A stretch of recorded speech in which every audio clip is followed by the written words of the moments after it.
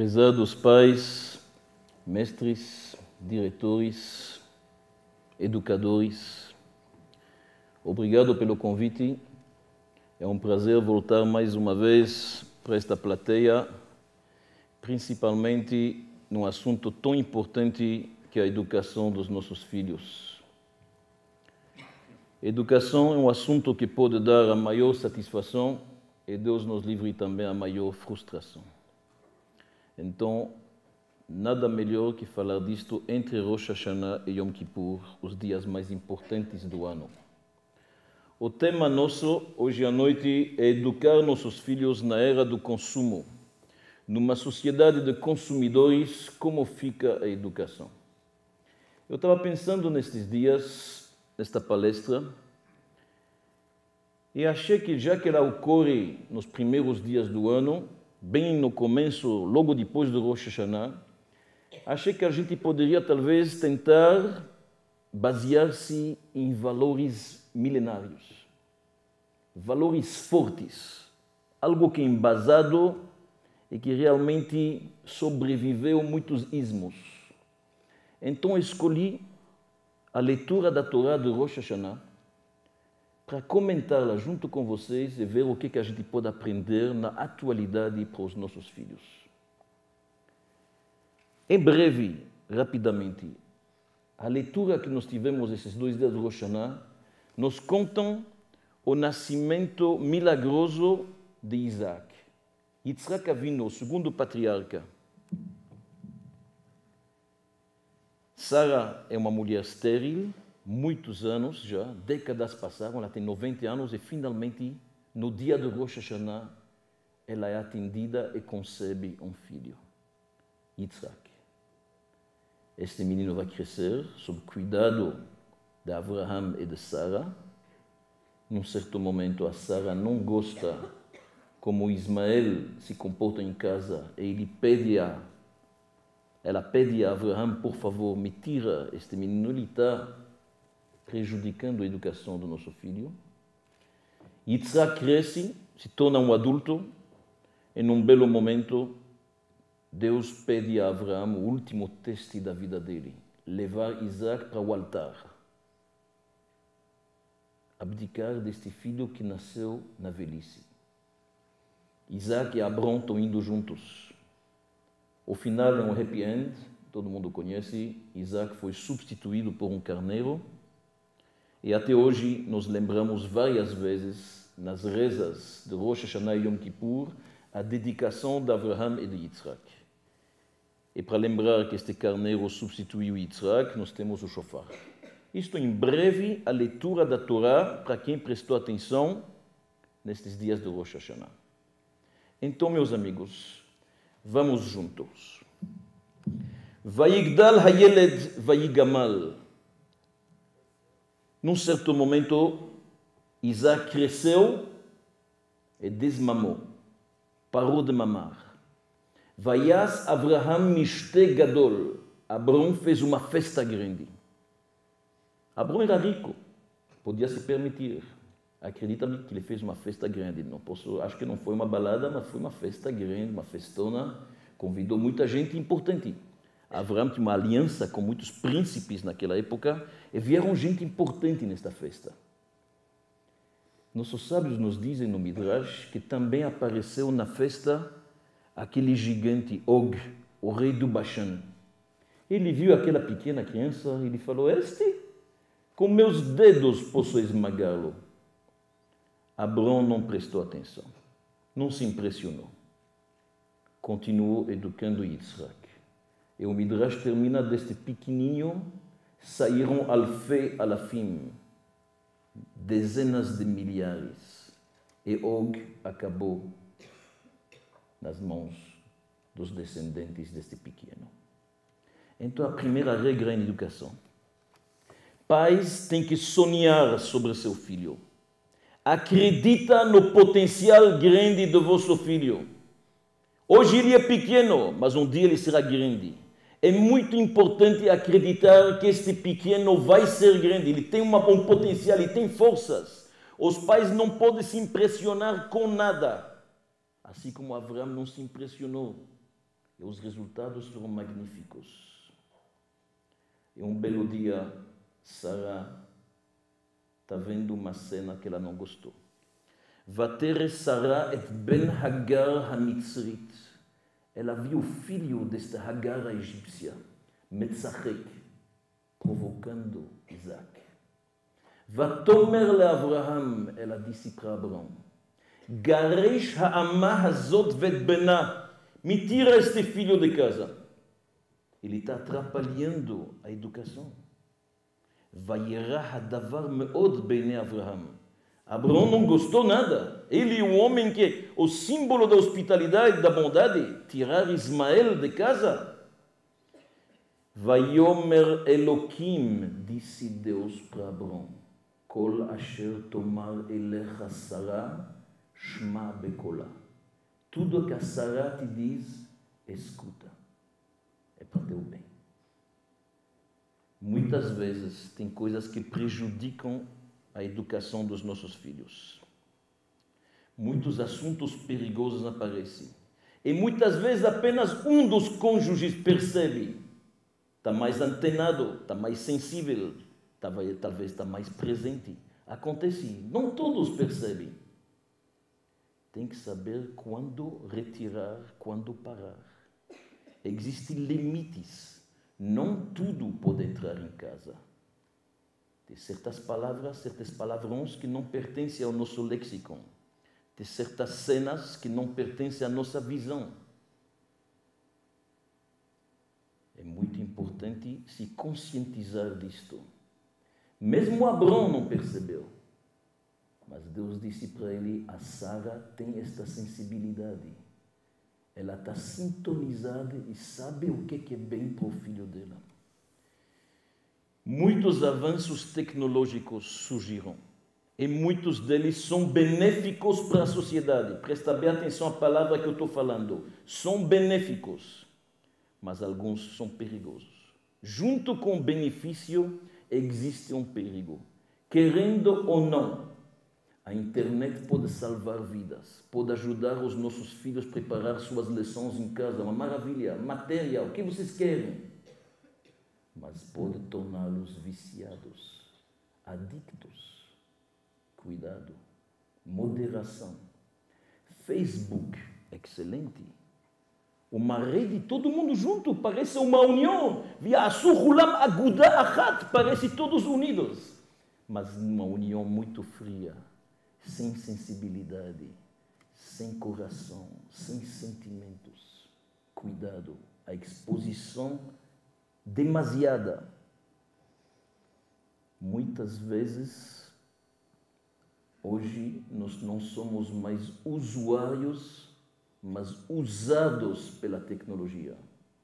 As grandes firmas, é conhecido, que seja Google ou que seja Twitter, estão rastreando cada passo que a gente faz. Hoje pode falar para a gente se eu paguei a conta ou não paguei a última conta de eletricidade. Pode me contar o que eu gosto, o que eu não gosto. Aparências, hobbies. O Kindle da Amazon pode lhe dizer quais são as leituras favoritas.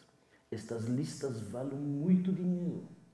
Não tem mais intimidade, não tem mais privacidade. Não somos mais usuários, mas muitas vezes usados.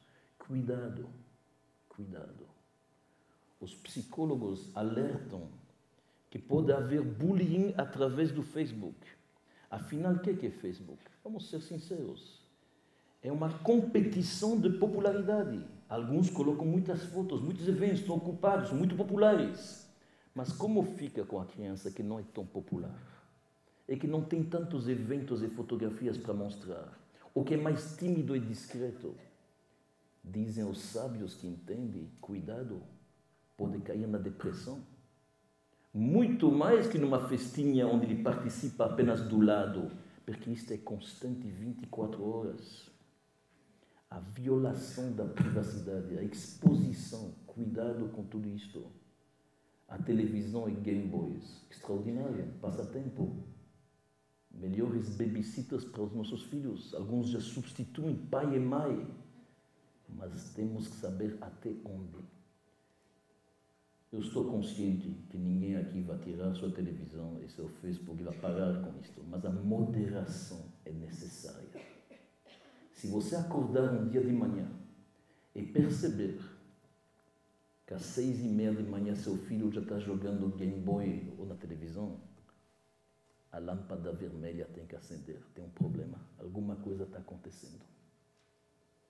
Tudo pode ser um passatempo, mas também existe um momento quando tem que parar. Jogo de cartas é um passatempo extraordinário, se diverte. Mas quando as mulheres chegam para mim e me dizem que até 3, 4 horas de manhã não aguentam mais, ou que fica o marido na tela, então a lâmpada vermelha acende. Quando alguém está jogando acima de suas possibilidades, os cheques são maiores do que ele pode, ou ele está sentado com alguém na frente que ele sabe que não pode se permitir, cuidado, cuidado. Eu estava falando uma vez com o pai, ele me falou, mas Rabino, você não entende, o joystick, a motricidade, olha, o menino se mexe, a cabeça dele, os olhos, a rapidez. Você quer que o seu filho se mexa bem? Pega uma bola e joga um futebol, um basquete, a motricidade será perfeita também. Não vamos esquecer que existe um perigo, e isto tem que ser falado. Existe uma coisa que se chama privacidade. Não tudo é público. Uma vez perguntaram, estou me lembrando, era depois da guerra de Yom Kippur, fizeram uma entrevista com Golda Meir. Então perguntaram para Golda Meir qual é seu sentimento pessoal sobre a guerra de Yom Kippur. Então ela falou, o sentimento pessoal é pessoal. Me cortou. Você está querendo meu sentimento pessoal? É meu. Isto não é público. Muitas vezes perdemos os valores. Eu estava uma vez no carro, uma atriz estava falando, uma entrevista. Perguntaram da vida íntima dela. Ela contou os detalhes aquele outro, tudo isso. De repente o entrevistador perguntou para ela, e quanto que a senhora ganha seu cachê? Ela ficou indignada. O quê? Você está me perguntando quanto que ganha? Mas isto é particular, isto é privacidade. A vida íntima dela foi na rua. Nós perdemos os valores. Então, quando a Sara fala, cuidado, estou sentindo que Ismael, ele está atrapalhando a vida do nosso filho. Pode acontecer. Tem limites. Então, Hagar pega o Ismael e vai no deserto. Vateta bemidbar Beersheva. Ela está vagando no deserto de Beersheva. Vayikalu hamayim minachemet. E a água acabou. Ela foi com um cantil de água, uma garrafa. Está quente o calor, todo mundo está suando. De repente acabou a água. Vayikalu hamayim minachemet. O que ela faz? Vatashlech et hanar tachat echad asichim. Ela pegou o moço e jogou ele embaixo dos arbustos. Vateshev mineged. Ela se sentou lá na frente. Ela não podia ver a cena. O menino está sedento e não tem água, está quase morrendo. Ela chorou. Vayikra malach Elokim el Hagar. Apareceu um anjo e disse para ela o seguinte: Malach Hagar, o que você está fazendo, Hagar? Come, levanta. Segui etanar, pega o menino no colo, levanta ele. Uma cena extraordinária. Não sei se vocês perceberam o texto. Acabou a água do cantil e ela jogou o menino embaixo do arbusto. Acabou a água do cantil, jogou o cantil. Acabou a garrafa, jogou a garrafa. Ela não joga a garrafa, ela jogou o menino. Isto numa época de descartáveis é uma lição extraordinária. Nós estamos vivendo numa época que tudo é descartável. Não apenas pratos, talheres de plástico. Eu estava viajando com jovens agora. Um dos jovens pegou uma mala pequena.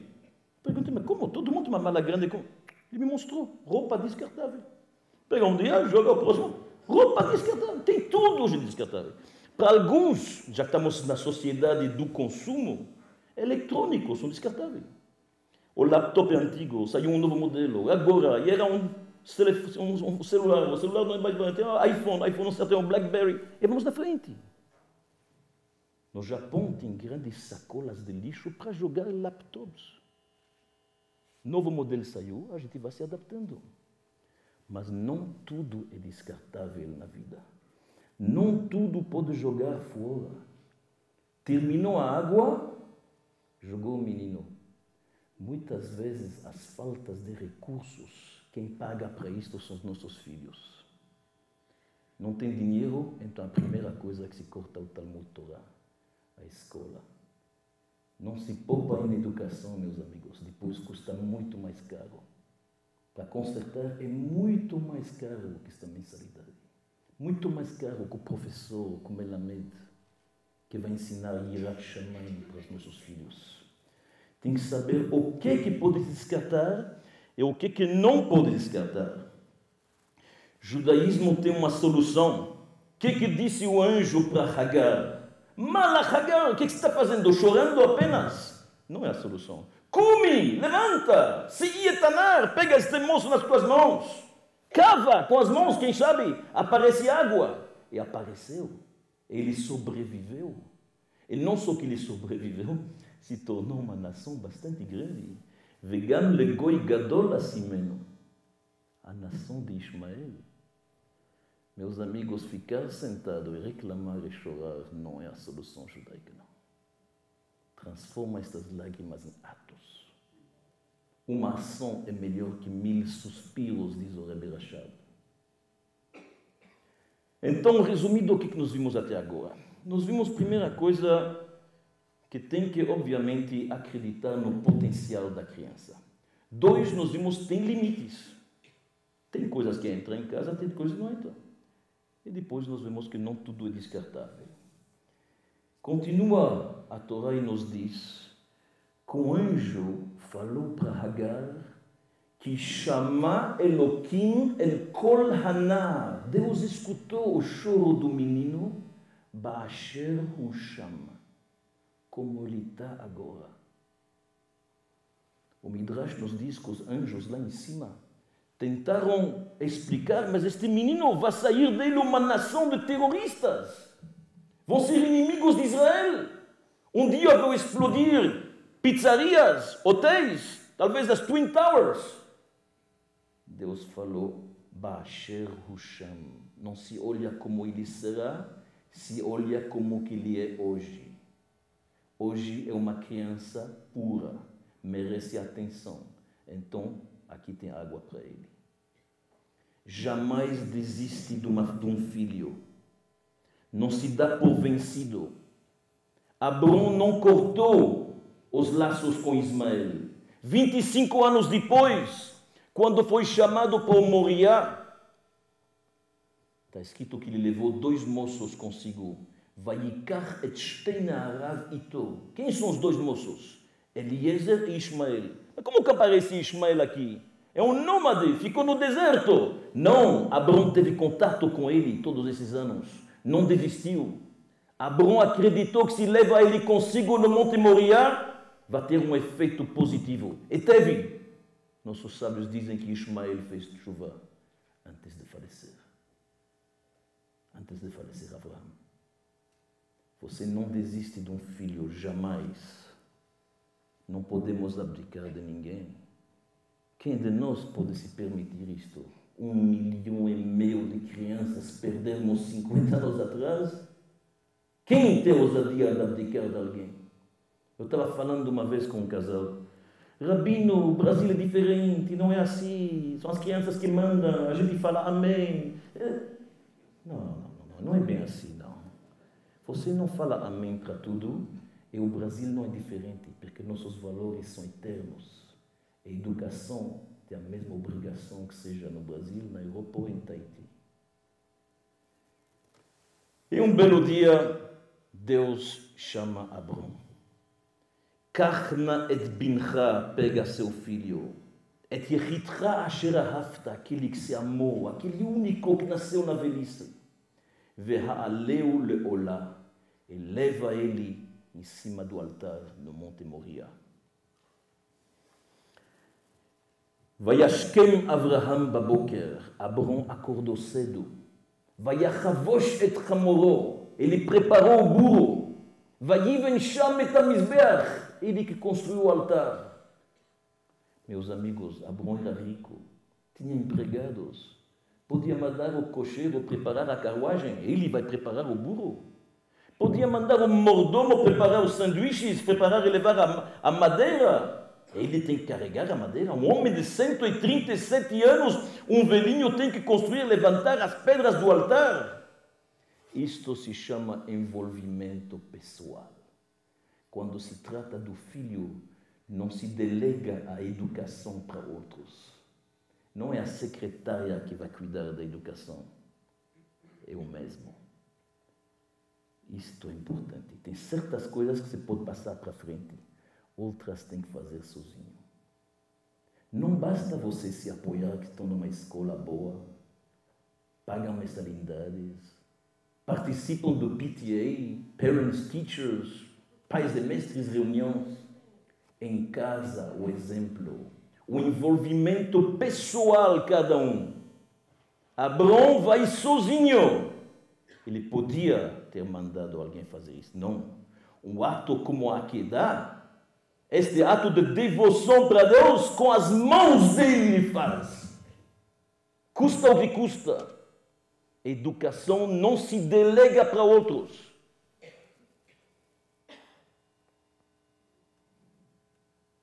E isto é válido também para os professores. Professores não se apoiam em que vão receber em casa. Vocês fazem do melhor possível. O professor não pensa o que tem em casa, ele dá o melhor possível. Ele tem que dar de si com devoção. E o mesmo amor para todas as crianças, sem diferenciar, com Yirat Shamayim, com temor a Deus, com respeito, com amor. E o pai não se apoia a que vai ter na escola. Pai e mãe são presentes, eles mesmos. Continua a Torá e nos diz o seguinte: Abrão e Isaac estão caminhando juntos para o Monte Moriá, Jerusalém. De repente o moço, Isaac, está vendo alguma coisa está acontecendo. Abraão está compenetrado. Vayomer Yitzhak el Abraham, disse Isaac para Abrão. Vayomer Avi, meu pai. Vayomer Hineni Beni, eis eu estou aqui, meu filho. Vocês podem imaginar a concentração de Abraão naquele momento? A meditação dele. Ele está indo fazendo algo muito complicado para ele. Filho único. Ele está incutindo no povo de Israel a qualidade de Kiddush Hashem, do martírio, da devoção total. Ele está totalmente compenetrado. O filho fala, Vayomer, Avi, meu pai. Ele imediatamente desliga e responde, Hineni Beni, eu estou aqui, meu filho. Isso se chama, numa escola bilíngue, top priority. Filhos é top priority. Você pode estar ocupado com as coisas mais importantes do mundo, falar com presidentes e ministros. Você pode estar limpando o seu nome, pagando multas para fiscais ou retirando um container que veio da China. Não importa. Teu filho ligou, você atende. Tua filha precisa de você, prioridade. Envolvimento pessoal e presença. Infelizmente, hoje, os pais estão ocupados, não têm tempo, não têm atenção, não têm paciência. Hoje nós não queremos ouvir.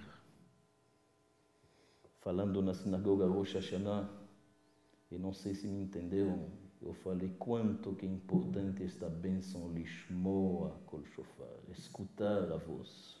A gente não escuta mais. Pai, depois. Mãe, estou no cabeleireiro.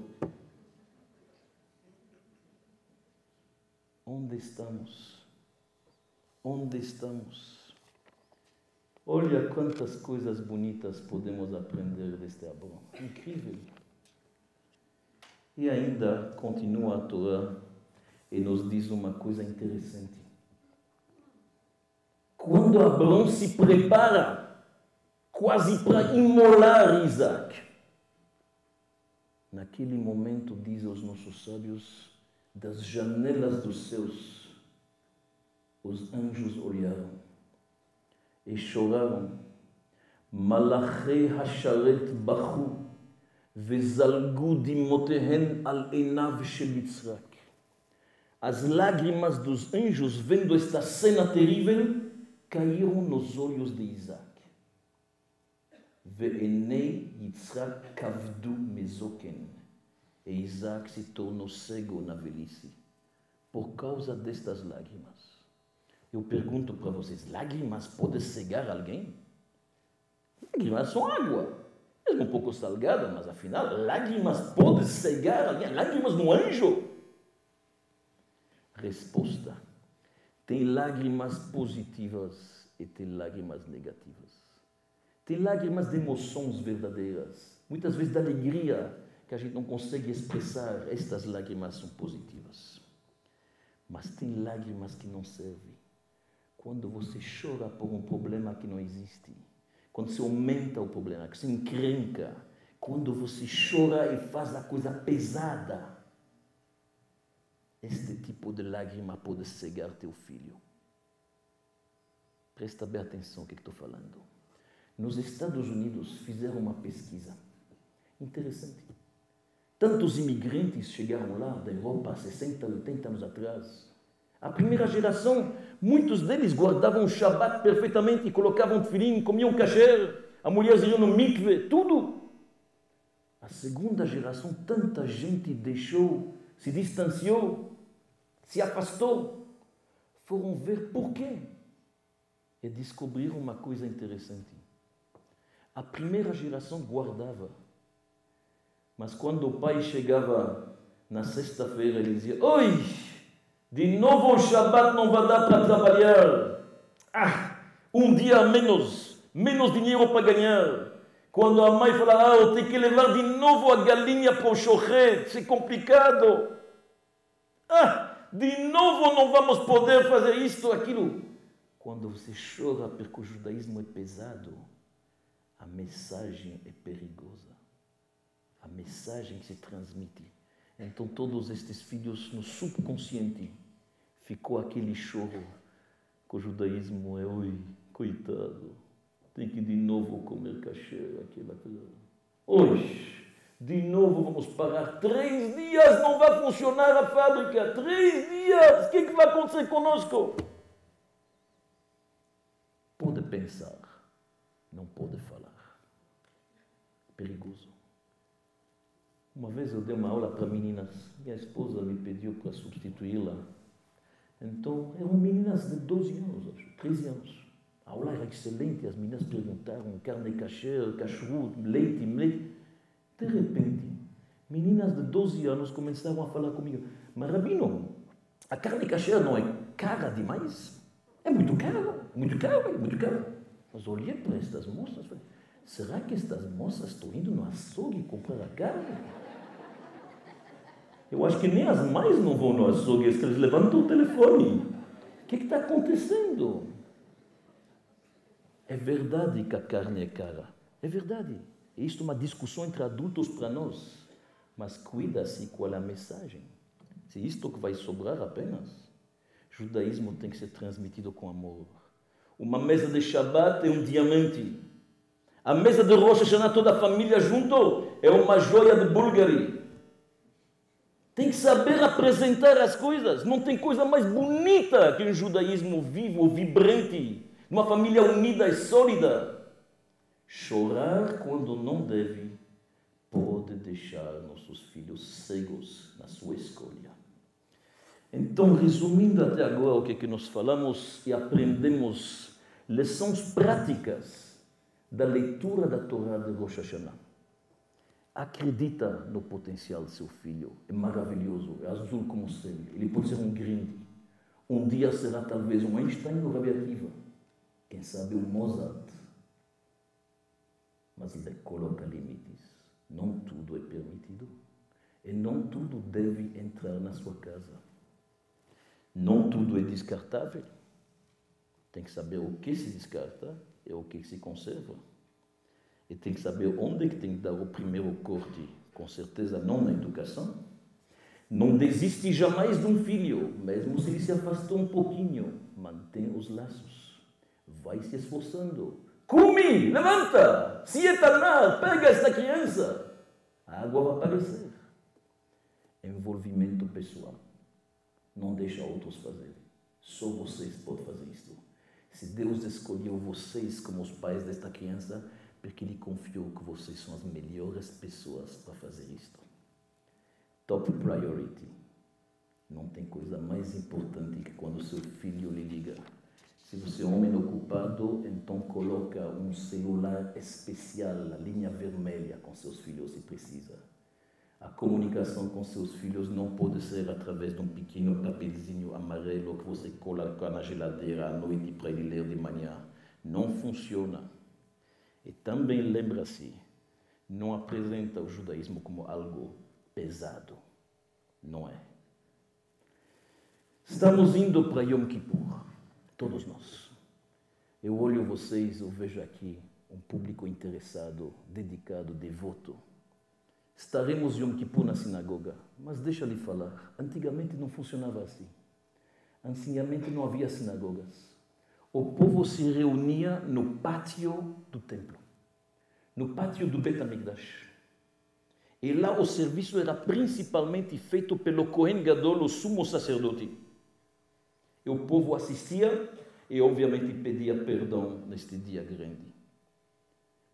Um dos serviços importantes de Yom Kippur se chama Shnei HaSeirim, os 2 bodes.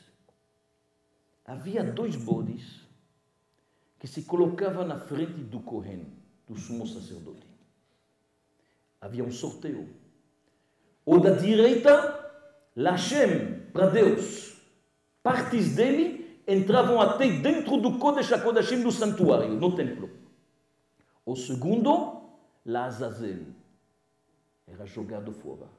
O Kohen colocava suas 2 mãos em cima deste bode expiatório e falava: Anna Hashem, por favor Deus, Chatanu, Pashanu, Avinu, perdoa ao povo de Israel que pecou. Todos os pecados em cima, este bode expiatório era levado longe, degringolava de uma montanha para o deserto. Então temos 2 bodes.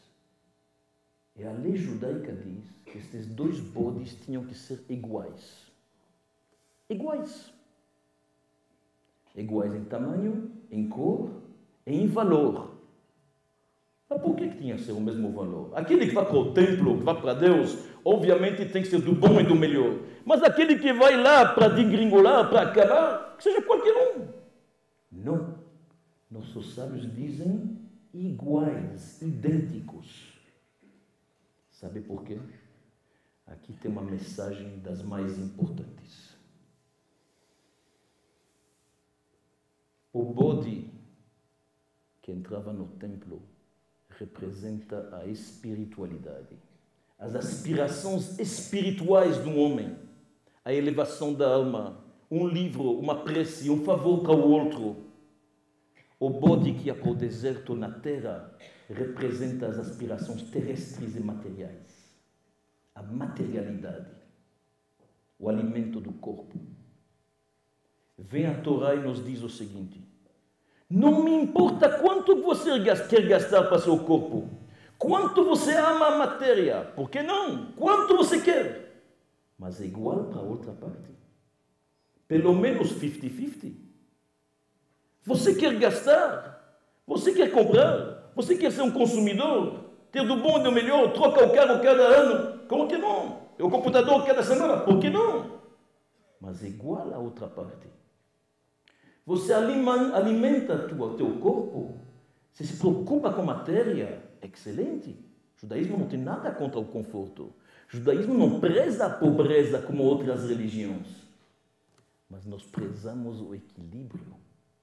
Ambos iguais. Igualdade. Se fala muito hoje em igualdade. 50-50. Pelo menos metade, metade. Tem pessoas fazem um bar mitzvah enorme, uma festona, assim não imagina. Chega 3 meses antes para o rabino, dá para dar um desconto no tefilim, é muito caro, talvez podemos pagar em 10 pagamentos. Uma vez eu visitei alguém, coloquei-nos os outros. O apartamento era grande, eu tive que andar bastante, graças a Deus. Colocamos as nos outros. Chegou o momento que tinha que pagar. Rabino, você não acha caro? Não é exagerado? 15, 20 minutos de conversa, as mesas do apartamento inteiro não valia a cadeira. Muitas vezes nós perdemos o norte, nós não sabemos onde e como igualizar este equilíbrio. Não está disposto a pagar um professor para lhe ensinar um bar mitzvah a teu filho, mas as férias. Então, como estamos?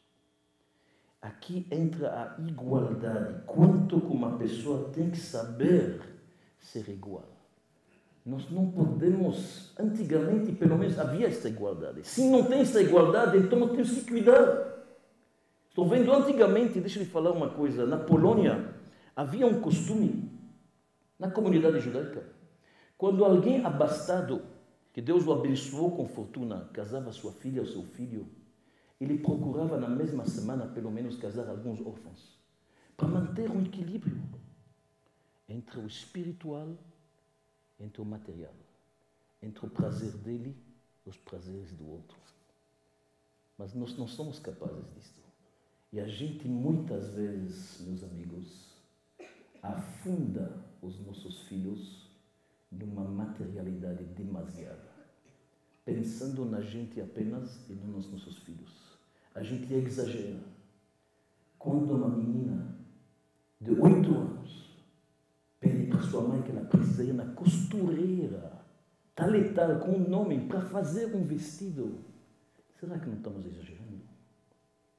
Quando uma festa de bat mitzvah parece o casamento de Lady Di ou de Lady Kate, onde é que vamos? Onde é que vamos? Vocês pensam que estou exagerando, mas não estou. Isto não é bom para os nossos filhos. Se você compra uma Yamaha para seu filho de 10 anos, você está estragando ele. Não é a idade correta. Ele não vai ter o prazer quando chegar na idade correta. Uma menina de 8 anos não pode se maquiar como uma menina, como uma moça de 20. Impossível, não funciona. Nós mesmo não respeitamos a fragilidade, a pureza e a inocência muitas vezes dos nossos filhos. Eu estou falando nós, obviamente, no plural. Exageramos. Então estamos inundando eles com uma matéria que não serve. E muitas vezes para nosso prazer. Se uma criança de 2 anos tem que ir com uma roupa de Burberry, é meu prazer ou o prazer da criança? Vamos pensar bem. Se uma criança de 3 anos tem uma bolsa de Louis Vuitton, é meu prazer ou da criança? Então, nós exageramos. Quando mais estão me dizendo que elas têm vergonha de comprar um presente de aniversário para 30, ou 40, ou 50 reais, onde chegamos? Onde chegamos? 2 semanas atrás, eu li uma história, um artigo no jornal Estadão. Tenho certeza que outros pais aqui também viram. Uma mãe mandou abrir um inquérito na escola, eu vou falar o nome, Lourenço Castanho. O que aconteceu? Uma criança, uma menina, talvez 8 ou 10 anos, fez aniversário. Então estava procurando onde fazer este aniversário especial que tem que ser diferente dos outros. Resolveram no Fasano, no Hotel Fasano. Mas não no Hotel Fasano qualquer, na suíte presidencial. E quando chegaram a classe inteira, as amigas, tinha lá dentro da suíte presidencial travesseiros e pantuflas bordados com o nome de cada um dos colegas da classe. Então uma mãe da escola se queixou. E isso estava no jornal. Estou lhe contando conhecimento público. Mas isto é nossa história. Não vamos esperar até chegar lá. Nós, para o bem dos nossos filhos, temos que entender que esta extravagância somente atrapalha. A humildade neste momento somente ajuda estas crianças. Me lembro quando eu morava nos Estados Unidos, tinha um homem sucedido de negócios que queria fazer um bar mitzvah diferente. Então ele procurou agentes e promoters, e aquele party organizers, etc. Tudo. Fazer no navio, todo mundo já fez. Fazer no avião, já fizeram. Fazer no satélite, já fizeram. Então, fazer no Hudson, já fizeram. Ele queria uma coisa especial, que ninguém fez. Quebraram a cabeça e os promoters acharam. Bar Mitzvah Safari. Olha, isto ninguém fez ainda, coisa maravilhosa. Ele topou, para ele não tinha problema nenhum. Então, todos os amigos afretou um avião, charter, todos os amigos presentes, Quênia. Desceram em Nairobi, lá todo mundo saiu, os elefantes já estão prontos, todo mundo sobe, um elefante de cor diferente para o Bahur Bar Mitzvah com Sefer Torah na mão e o professor do lado. Vocês podem imaginar a cena, nada mais exótico. Estão indo, estão avançando, entrando na selva e tem uma clareira especial já preparada para o Bar Mitzvah. Estão avançando, de repente a caravana dos elefantes está parando. 5 minutos, 10 minutos, 15 minutos. Passou meia hora, o pai do Bar Mitzvah já ficou um pouco nervoso, chamou o guia lá, africano, falou, o que está acontecendo? Paciência, estamos esperando que o Bar Mitzvah da frente termine.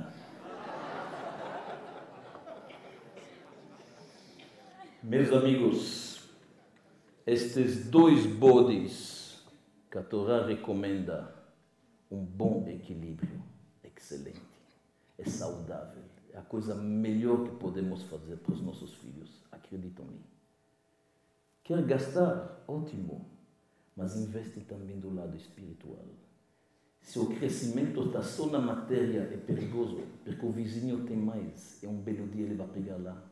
Mas se ele vê que em casa também tem crescimentos outros, ele se contenta. É importante, muito importante. Meus amigos, nós estamos quase concluindo, eu acho. Então, como vamos fazer isto? A resposta é simples. Valores. Valores eternos. Tem certas coisas em educação que são imutáveis. São postulados. Como tem na geometria um teorema de Euclides. Tem um postulado, não se mexe. E na educação tem certas regras que você não pode abrir mão jamais. Coisas imutáveis. E nosso povo, que está 3.300 anos por aqui, tem destes valores eternos, milenares. Uma vez uma criança estava viajando com seu pai para Londres. Foram visitar Londres, estava beleza. O pai mostrou para ele o Big Ben, sabe, aquela torre e o relógio lá em cima. Foram observando, olhando. O menino tinha 10, 12 anos, perguntou para seu pai, mas pai, por que colocaram esse relógio tão alto? Dói o pescoço para olhar, é complicado. Podiam abaixar um pouco mais baixo, seria mais fácil, dá para observar melhor. Disse o pai sábio para seu filho, se este relógio estava baixo, cada um que passa e olhava o seu relógio ia corrigir o Big Bang. Este Big Bang tem que servir para orientar os outros. Então ninguém pode mexer com ele. Ele fica lá em cima e cada um vai, na verdade, colocando a hora de acordo com este relógio. Aquele não se toca. Nós temos regras boas, imutáveis, que são importantes. Nós temos que proteger nossos filhos. Não acredita neste papo livre-arbítrio. Os filhos têm que crescer, eles escolhem, podem fazer o que eles querem. Não, meus amigos, porque teu filho, quando ele tem 5 anos, ele coloca os 2 dedos na tomada, você também não fala que de livre-arbítrio você vai deixar ele fazer o que ele quer. Você corre para tirar esta mão antes que ela se eletrocuta. E saiba que com 15 anos também dá para se eletrocutar com outras coisas. Tem outros fios elétricos que são perigosos, vocês me entendem? Então nós temos que tomar medidas, se disciplinar, fazer opções, são importantes. Exige envolvimento. Abraão fez isto. Um homem de 137 anos, ele mesmo mexendo. Exige. Vai ter perguntas, sim. Talvez os seus filhos vão lhe perguntar, mas como? Meu irmão teve festa grande, por que eu não?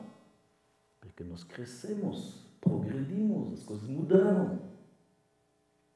Coisas mudam, a gente melhora, a gente analisa, a gente vê. E por que não? Claro, a vida muda. O bar mitzvah que eu teve é diferente do meu pai. 1940, no gueto. Vocês podem imaginar que bar mitzvah que era? As coisas vão mudando, a gente vai crescendo.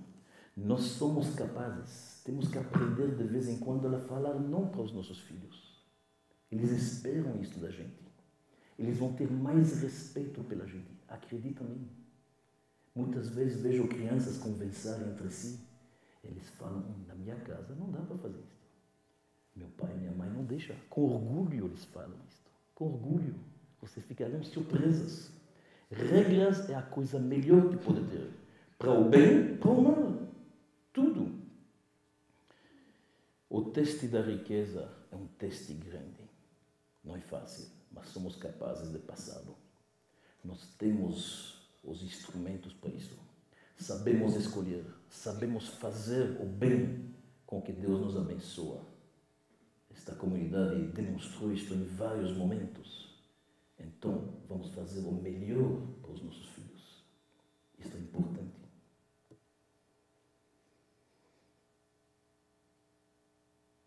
Termino minhas palavras com uma pequena história racídica, já que estamos na véspera de Yom Kippur. 150 anos atrás, na Rússia, tinha um sujeito que se chamava Itzik. Ele tinha um pedaço de terra que ele lavrava, arava, vendia os frutos, os legumes. Ele estava bem, mas ele sonhava que o pedaço de terra seja maior. Então, chegou Yom Kippur. Era a obsessão dele. Quando todo mundo saiu da sinagoga depois do Kol Nidre, sabe, aquela reza máxima, ele olhou, não tinha mais ninguém. Ele falou alguns capítulos de Salmos, abriu a arca, o Echal, o Arona Kodesh, se posicionou perante Deus e falou, Deus, por favor, um pouco mais de terra, que eu posso ganhar mais, que eu posso vender mais. Ele pediu, do fundo do coração. Justamente naquela noite, o Poritz significa o dono, o senhor das terras, o duque da região, estava voltando da caça. E ele viu a sinagoga acesa, tão tarde, ele achou estranho. Ele é o dono de todas as terras. Ele deu um pulo na sinagoga para ver o que acontece. Ele apareceu exatamente na hora que o Itzik estava fazendo o seu pedido. Ele escutou. Então ele falou, Itzik, eu escutei seu pedido. No dia depois de Yom Kippur, que ele sabia que era Yom Kippur, obviamente, você se apresenta na frente do meu palácio, no levantar do sol, de manhã cedo. Vou te oferecer algo. Você naquele dia pode andar pelas minhas terras, pelos meus campos. Tudo que você andou até o pôr do sol, até o ocaso, é seu. Mas tem uma condição. Você tem que voltar ao ponto de partida até o pôr do sol. Atrasou um minuto, você perde tudo. Oh, ele beijou a mão daquele duque. Estava feliz. Passou o Yom Kippur feliz. Vocês podem imaginar como foi? É o próximo dia depois do Yom Kippur, bem antes do levantar do sol, ele com a esposa, com os filhos já estavam lá. O sol começou a amanhecer. O duque, senhor das terras, saiu lá. Deu sinal para ele, começa a andar. É o Itzik que está andando. É o Itzik que está andando, mas ele anda tão rápido que filhos e esposa não conseguem seguir junto. Então fala, Itzik, vai devagar, coração, tua saúde, não se preocupa agora, estou vencendo, estou ganhando. Cada metro significa, na verdade, uma fortuna. Depois não dá tempo. Amanhã, o que vocês querem? Ele foi andando sozinho. Ele anda. Ele passou pela casa de um vizinho que sabia que está muito apertado. E esse vizinho está justamente fora da casa. Ele reconheceu Itzik. Falou, Itzik, por favor, um empréstimo. R$1.000. Eu preciso de um empréstimo, 2 meses, por favor. Agora não dá, impossível, olha, estou ganhando. Amanhã, fala comigo, amanhã, se não se preocupa, eu estou ficando rico. Amanhã. Ele pensou, amanhã eu compro para Itzik uma fábrica. Eu resolvo o problema dele. Andou e passou pela sinagoga, onde que 2 dias antes ele foi atendido. E justamente tem o chamado da sinagoga está lá fora. Itzik, temos 9 pessoas lá dentro. Alguém tem que falar cá, diz, por favor, vem completar o minyan, Itzik. Amanhã, eu reformo a sinagoga. Não tem problema nenhum, estarei rico. Cada vez que eu avanço mais, é mais 1 hectare, é mais metros quadrados. E o Itzik está andando. E o sol está se pondo devagar. E o Itzik está sentindo que o coração já bate como um tambor. Os lábios são secos, ele está suando, não aguenta mais, as pernas são pesadas. Ele sabe que seria bem melhor pela saúde dele de parar. Mas ele não consegue. Ele não consegue parar. É mais um pouco. Então ele anda, ele corre, e agora ele já faz o caminho de volta, mas ele corre tanto. E a saúde e o coração, acredita se quiser, ele chegou lá. Mas na frente do pós, 1 minuto depois do pôr do sol, ele desmaiou e caiu duro. Colapso total. Então, o Duco chamou seu empregado, Ivan, pega este Itzik, leva para o hospital, numa cama de 1 metro por 2 metros. Isto que ele precisa agora. Meus amigos, isto muitas vezes é nossa história. A gente se toca que precisa mais tempo para nossa esposa, os nossos filhos. Sabemos da verdade, somos conscientes. Sabemos das causas justas e dos pobres que sofrem. E a gente sabe que precisa mais ir para a sinagoga para ouvir uma palavra da sabedoria judaica, para fazer uma reza sincera. Mas a gente não consegue muitas vezes. A gente se engana. Mais 1 metro quadrado e mais 1 metro quadrado. É perigoso. Precisamos do justo equilíbrio. E Deus nos inspira nesses dias. Dizia o grande mestre Ramir Primishlan, está escrito na Torá, Vetzarta et hakesef beyadecha. Você vai atar o dinheiro na sua mão e irá em Jerusalém para gastá-lo. Disse o grande mestre, o dinheiro tem que estar na sua mão e não o dinheiro pega a sua pessoa na mão. Nós temos o dinheiro na mão e não a nossa pessoa está na mão do dinheiro. É uma sociedade de consumidores, de consumo. Nós que consumimos, pegamos bens, quando queremos consumimos, compramos, mas não que os bens consomem a gente. Não que os bens acabam com a gente. Nós consumimos os bens e não o contrário, meus amigos. Deus ajuda neste dia de Yom Kippur que está chegando, que possamos a primeira coisa, que talvez a principal, agradecer ao bom Deus por tudo que temos, tudo que já conseguimos, tudo que Ele já nos concedeu, saúde, filhos maravilhosos, conforto. Temos que ser gratos. Podemos pedir mais, não tem problema. Mas com justo equilíbrio, com 50-50, com moderação, com humildade, sem ostentação.